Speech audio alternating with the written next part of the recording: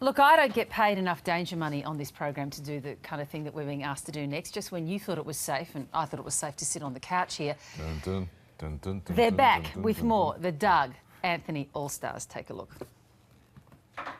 When the Lord gave those 10 commandments to Moses, Lordy, gave them to Moses. Moses said, God, hold your horses. Lordy, hold your horses. He said, I like number 1, I dig number 3, but you're taking all the fun out of adultery. Lordy, Jesus. Then Jesus came driving out of the skies. Don't ask me why he was driving so high. He said, you take the low road, I'll take the high. We'll be riding in the Cadillac of Jesus. Oh, so young, so beautiful, so competent. We're delighted to welcome to News Breakfast Tim Ferguson and Paul McDermott, 2 surviving members of the Doug Anthony All-Stars. Beautifully put. Yeah, we'll ask about the missing third in one moment. Nice to see you guys. Good morning. Good morning. Hello, Virginia. Hello. Hey, Mike. Hey, can you just relive for us the expressions on your faces as you watched that blast from the vault? That, I don't think I've ever seen that before. That was filmed in Canberra, at the ABC studios in Canberra, and that, I think, was the first ever appearance of the All-Stars on TV. Really? It was phenomenal, yeah. Were you 12? We were about 18, 19, I think. Oh, my goodness. Younger than the Bee Gees were when they started. But damn pretty. Look at the faces on pretty lads. Freddie, you are good-looking Let One guys. Direction a run for their money. Yeah. And back then you were nice too. You're still in your sort of your nice phase. You hadn't morphed into the really awful, tormenting creatures that you became. Not you, darling. Not We you. were in the white glove phase. just We had him, white just gloves on. That's incredible. We had to keep our hands clean. Okay, I have to get the difficult question out of the way. What have you done with Richard Fidler? Well, we fixed up his hair, changed him this and that, and now he's Barry Cassidy. Oh, Good that's a makeover. Oh, yeah, we have to part the hair in the middle and nobody expects that. See, and that was the secret, okay? Now you've spilled the beans and Well, the it knows. is a news program, It Mike. is. We have to give the people the news. Breaking you do news. indeed. You have reformed with Paul Livingston, Flacco, as your offsider.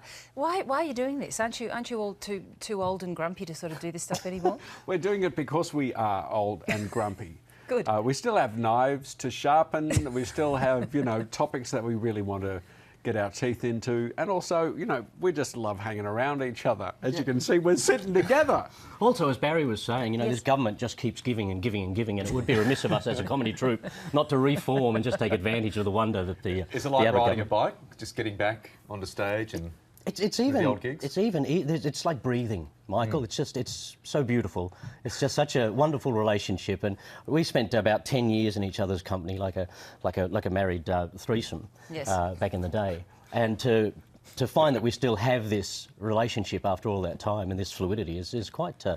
It's quite beautiful. And what about the writing skills? I mean, you wrote so much material. It was all beautifully crafted and so savage. Has that been a difficult task to get back into that writing phase too? None of us can write anymore. We don't bother turns writing. out. We just You're it's high just writers. it's just the words come out. Yeah, people call it improvisation. We call it just talking.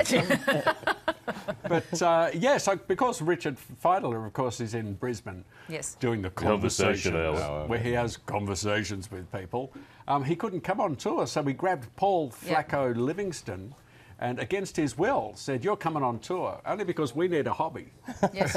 Yes. We need something to do. I can't just sit at home playing with Star Wars toys all day.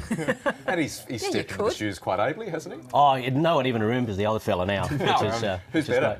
Oh, The tough question. It's a new show, Tim. Yeah. Answer. That's right. Listen, Yeah. he's very funny. Richard's Can play guitar. He can. Richard's preparing for his conversation. He won't be watching this morning, so it's okay. You're safe. Oh, yeah, because he's got to think about a That's conversation right. before he has it. He's clearly gone too serious for Yeah. you guys. We This is didn't the way think it's about gone. this conversation for a split should've. second. Really? Probably should have. Now, Clark and Dora are famously on the record as saying that in recent months, the nature of politics in Australia now is such that it's actually done satirists out of a job. You couldn't possibly satirise what's gone on in this country in the last 5 or so so years. You clearly feel differently. There's still Well, I think material that's to the mine. sad thing about that combination of fellas. I think they've run their course, haven't they, with those words? Because this is a rich mine of wonder that we're getting, and it's ceaseless and unending. It's eternal.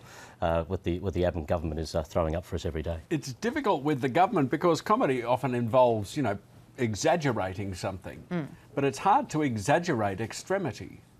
Yes, when The you're government- already at that point. Yeah, the government says, how about Sir Prince Philip? Cop that. What are you supposed to say that's going to exaggerate that or play with it? It's just ludicrous. And then this morning when Joe Hockey comes out and says it's not a tax, it's an integrity measure. That's right. Well, how much integrity does that measure have? It sounds like a tax, but what can you do to turn that into a joke? Clearly, I'm out of my depth.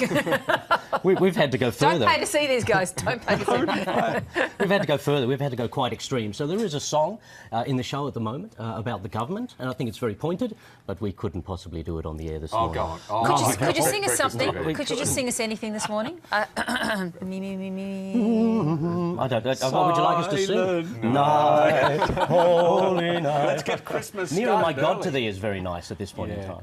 We're trying to write a song about Bathurst because we're going to Bathurst. Okay. But of course, Bathurst doesn't rhyme with anything, so we thought that we'll move on to Geelong because we are going to Geelong. You got a lot of rhymes there. And long, song, bong, dong, all that stuff. Nice. We're going to go to Bendigo. She's sounding good, isn't it? But Bendigo's like the government. It's already funny. What else? What funny things can you do with morning, Bendigo. This is prime cut comedy you're listening to this morning. Champagne. It really- Gimpy that we've got to get stuck into. We've got to talk about Gimpy. Now, do you still play the dog song?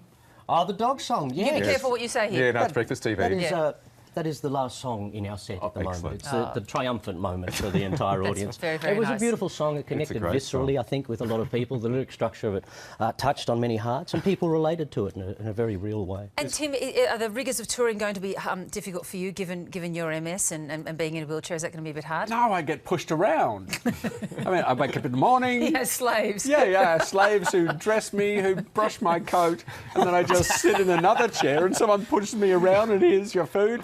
I'm having the easiest comedy tour I've ever had in my life. Sucked in, I'm Paul. finding it a little bit difficult, quite frankly, as primary carer, constantly pushing. Hey, it's lovely to see you both. Enormously disappointed that you won't be singing something rude for us on air this morning, but that, on reflection, that's probably a wise thing. I think it's On tour, these guys, they can't get enough with someone who looks a lot like Richard Fidler. Not really. Richard who? Little curl in the middle of his forehead. Thanks so much.